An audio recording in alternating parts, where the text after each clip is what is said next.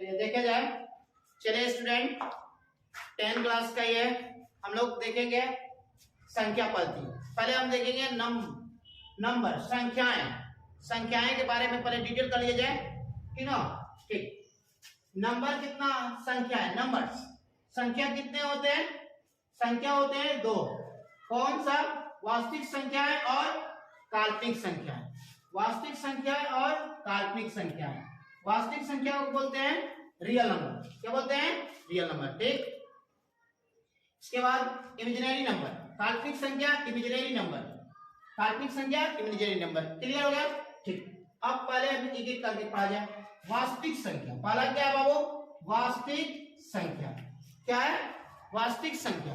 तो वास्तविक संख्या के बारे में समझा जाए। वास्तविक संख्या वैसी संख्याएं जिसका वर्ग करने पर, स्क्वायर करने पर, वैसी संख्या जिसका वर्ग करने पर धनात्मक संख्या या शून्य प्राप्त हो, उसे क्या कहते हैं, वास्तविक संख्या कहते हैं। उसे वास्तविक संख्या कहते हैं। क्लियर हो गया।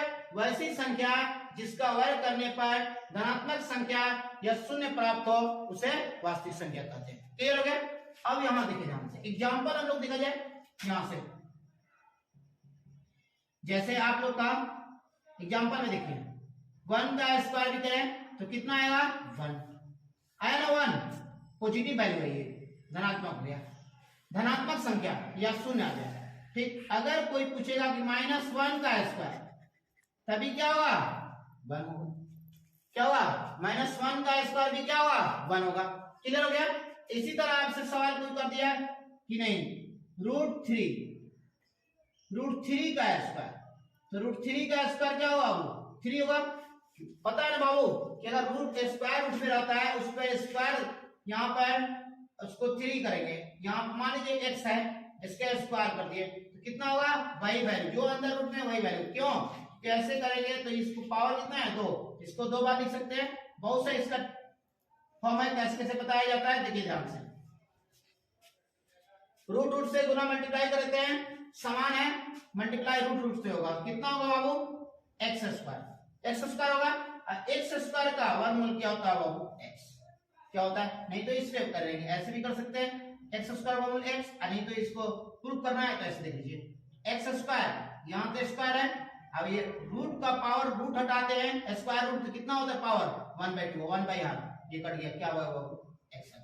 तो क्लियर हो गया। इतना अगर कोई सवाल में कैसे हुआ तो ये हम लोग का काम करेंगे। ठीक, यानी रूट स्क्वायर आता है, उस पर पावर स्क्वायर रहता है तो वही वैल्यू हो जाता है। क्या होता है, वही वैल्यू होता है। कोई पूछेगा √3, जैसे यहाँ पर √3 का स्क्वायर क्या होगा, 3, तो पॉजिटिव आ गया, ये इसको भी क्या बोलेंगे, रियल नंबर। क्लियर हो गया। अब यही से क्वेश्चन आ गया कि नहीं, -√3 का स्क्वायर, तो -√3 का स्क्वायर में क्या होगा बाबू, +3, माइनस आगे है स्क्वायर है, तो स्क्वायर क्या देता है, पॉजिटिव वैल्यू, तो क्या होगा बाबू, ये आ गया 3। किसी को दिक्कत, ऐसी तरह अगर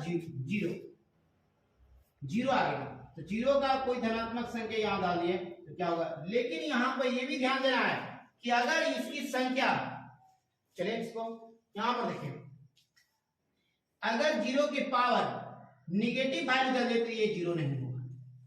क्या होगा, ये अनडिफाइंड हो जाएगा। क्या हो जाएगा, अनडिफाइंड हो जाएगा। क्यों कि अगर 0 के पावर निगेटिव वैल्यू हो गया तो ये अनडिफाइंड हो जाएगा। कैसे, यहां पर देखिए वैल्यू क्या है, 1 है। क्या बाबू, 1 है।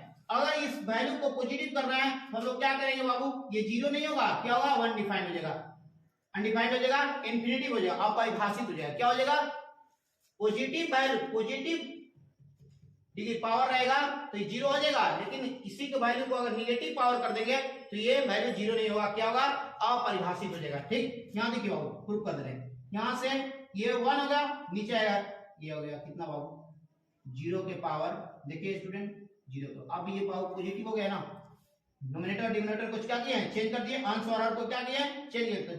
घात क्या होता है, निगेटिव से पॉजिटिव हो जाता है, यानी ऋणात्मक से धनात्मक हो जाता है। क्लियर हो गया। अब यहां से देखिए बाबू, अभी पढ़े कि 0 के पावर स्क्वायर क्या होता है, 0, इसका वैल्यू क्या होगा बाबू, 1/0 क्या होता है, इंफिनिटी। किसी को दिक्कत, इसी को बोलते हैं हम लोग, क्या बोलते हैं, अपरिभाषित, अपरिभाषित मतलब अनडिफाइंड, इसको डिफाइन नहीं कर सकते। तो ये भी ध्यान देना है कि अगर वैल्यू क्या हो जाए बाबू, यहाँ पर जीरो के पावर अगर निगेटिव वैल्यू आ जाए तो निगेटिव वैल्यू होगा तो वो जीरो नहीं होगा, वो वास्तविक संख्या नहीं होगा, वो क्या होगा, अनडिफाइंड हो जाएगा। क्या होगा, जैसे परकित संख्या, कभी परकित संख्या बाबू अनडिफाइंड नहीं हो सकता है। डिफाइंड, जिस चीज को डिफाइन नहीं कर सकते वो संख्या कहते हैं, नहीं तो वही है, अनडिफाइंड नहीं होगा। ठीक है, तो अगला बाबू टॉपिक हम लोग देखते हैं यहाँ पर नंबरिंग सिस्टम। यहाँ पर वास्तविक संख्या में किसी स्टूडेंट को दिक्कत नहीं।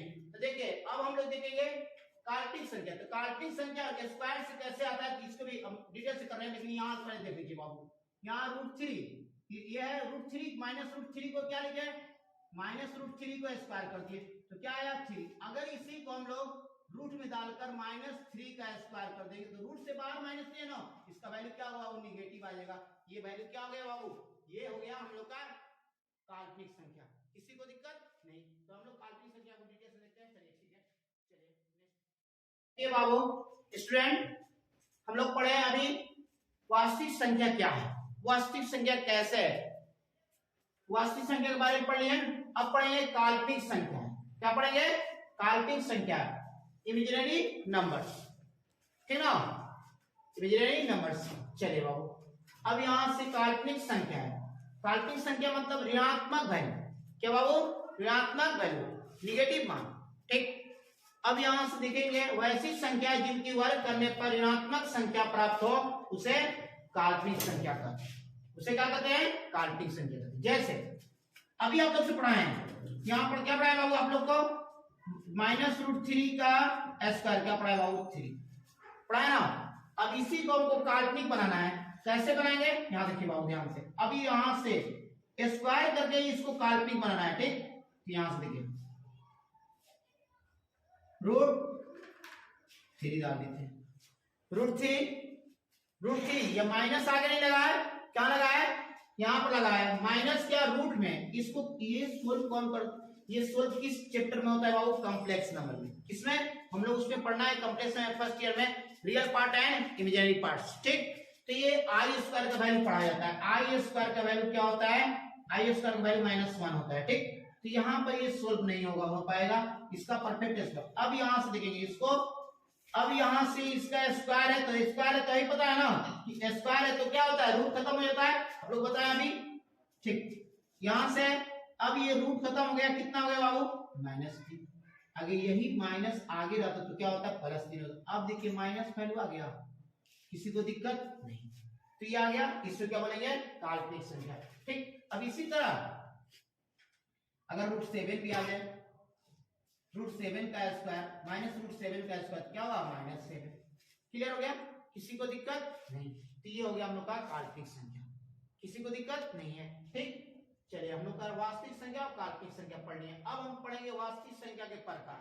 ठीक, वास्तविक संख्या में कौन कौन संख्या आता है उसको लाइन से देखेंगे। हम लोग नंबरिंग सिस्टम पहले पढ़ लिए